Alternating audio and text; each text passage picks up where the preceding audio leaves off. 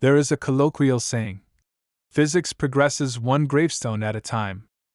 This is a paraphrase of something that German physicist Max Planck said.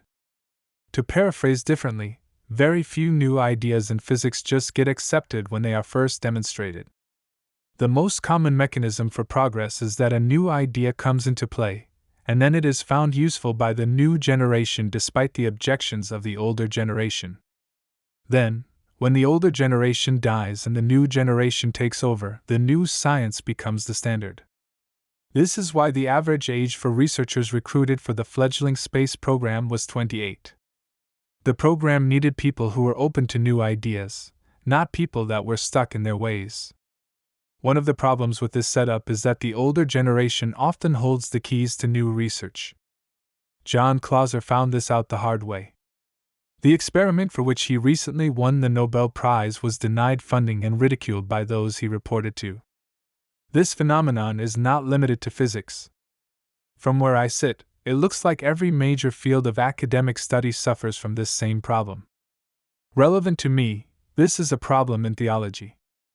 But in theology, the problem does run a bit deeper. Among my closest kith and kin, I'm best known for my interest in Hebrew Matthew. However, I have not pioneered this idea. Dr. George Howard and Dr. Hugh Schonfield studied the idea in more depth than I have. Dr. Howard and Dr. Schonfield took a position that was much more fixated on finding something to change the way we read the gospel than I do. I mean, I would love to find something new and revolutionary in theology or ethics, but the more I examine this family of Hebrew Matthew, the more convinced I am that the essence of Matthew's gospel has been captured in the various translations that exist. Other than marks of originality such as puns, wordplays, and alliteration, there's nothing interesting about Matthew in Hebrew. It's just the same gospel, except in Hebrew. That isn't true for every revolution in theology. Dr. Michael Heiser is famous for his Deuteronomy 32 worldview. In this, he seems to some to skirt the edge between monotheism and henotheism. His stated goal is to make us more aware of the way the ancient Israelites viewed theology so that we can better understand what their texts mean. At some point, I plan to give a fuller critique of this thought process, but for now let it be enough to say that I've found a little sprinkle of unseen realms certainly seems to make some things clearer in the Old Testament, and the more of it I read in Hebrew the more unseen theology feels at home. In more direct textual criticism, James Snap Jr. has recently been published defending the longer traditional ending of Mark. Until his paper was published, the academic consensus was very much that the traditional ending was not original. Mr. Snap was able to clear up the concerns about the ending and make headway into demonstrating that the longer ending does belong with the gospel. He takes a more nuanced position, suggesting that the ending was supplied from a different writing that Mark had put together and marked as separate. For my part, I had always considered the extra ending separately, and the evidence of canonicity was enough to include it regardless. But the idea that it really might come from Mark and have been intended by Mark or his followers to be a finale to the gospel certainly doesn't diminish that intuition. Dr. John Walton has also done a lot of textual and cultural work to demonstrate that the first few chapters of Genesis may have more to do with temple dedication rituals than the category of cosmic creation. He's quick to point out that this doesn't solve the creation/evolution debate, but it certainly puts another wrinkle in the way we look at it. Not everything new has a lasting positive impact, though. When I was in my mid-20s and first coming into the church, short-lived movements such as the Bible Code, the Jabez Prayer, and I Kiss Dating Goodbye had recently rocked the church back. People were spiritually hurt from the movements they had been parts of. Before that time, a surge in dispensational thinking had controlled the church. It's still common to meet atheists around my own age that are upset about how the Left Behind series of books impacted their church experience as a child, even though it's hard to find someone under the age of 25 in many churches that has even heard of it. It came, it did its damage, and it was tossed aside. Chris Date is leading a charge to bring minority views of damnation to the forefront. Annihilationism and universalism are views he wants to see taken more seriously in academic and apologetic circles. Listening to him speak passionately on the subject has turned me into a hopeful universalist, but practically I've still got one foot firmly in the eternal conscious torment camp. Universalism and annihilationism just don't fit nicely into my view of eternity. But that's not new to our generation. The Great Disappointment, the Protestant Reformation, the Great Schism, and even each of the 7 ecumenical councils all represent times when this kind of revolution in thought was embraced by some and opposed by others. To say nothing of the Copernican Revolution, with its parallels in physics and chemistry, and the revolution pioneered by John Snow in medicine. Christian religion has a unique attribute that makes these revolutions harder, though, damnation. In physics or mathematics or chemistry or economics, if someone young has a new and interesting idea about how things might really work, the older generation can stick their fingers in their ears and deny them research grants, but that's about it.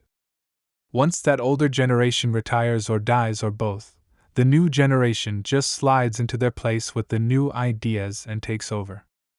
In Christian religion, the older generation can do something that those in these other fields can't. They can say, "Anyone who believes that is a heretic, and they will have no part in God's kingdom." They can strike such fear into the hearts of their followers that even after the generation is dead, it continues to hold sway. However, there's a danger here that seems to go unnoticed. What if your traditions are the wrong ones? See Matthew 15 verses 1-9. There's an old saying about Christian theology. In essentials, unity; in non-essentials, liberty; in all things, charity. There is something to be respected in this statement. But there's also a problem. Neither essentials nor non-essentials are defined. A Roman Catholic may well put belief in the magisterium in the essentials list, and there's no way to definitively demonstrate that they are wrong. A Baptist and a Presbyterian could each put their own brand of baptism in the essentials list, and then how are we to decide which is right and which is wrong? And in every case, the one adding the disputed item to the essentials list thinks that they have scriptural justification for it. There are many people who go through a transition in religion in their teens or early 20s. I did. Many of my friends have. But one of the things I've noticed is that it doesn't really seem to change the religious landscape all that often. There are often just as many people converting from Baptist to Catholic as there are people converting from Catholic to Baptist. A bunch of people that were raised conservative become more liberal, but then a bunch of people that were raised liberal also become more conservative. A bunch of people born into a church get tied up in the latest end times craze and lose all faith in religion of any sort, but a bunch of atheists find philosophical religion and become Christian, and a bunch of people raised in a philosophical church find the arguments of the new latest apocalyptic movement interesting and start moving into that. When you break it down, most often the sense of which religion to belong to is ultimately driven by feelings. We go to whichever church feels right. When we feel like our current church can't answer the questions we raise adequately, we change to a church that can scratch that itch. People don't do this in other fields. Very few people have a crisis of faith about which economic model is right or germ theory or Newtonian mechanics at age 20. And that's without the threat of damnation. This is one of the reasons why it is increasingly difficult to get people to take religion seriously. I've heard apologists say that the reason they work so hard to bring people to faith is the same reason they would work hard to convince someone to stop smoking, the benefits to eternal life in one case and temporal health in the other. Yet the real anti-smoking apologists don't use the same tactics as religious apologists. Religious apologists don't turn to verifiable, documented realities.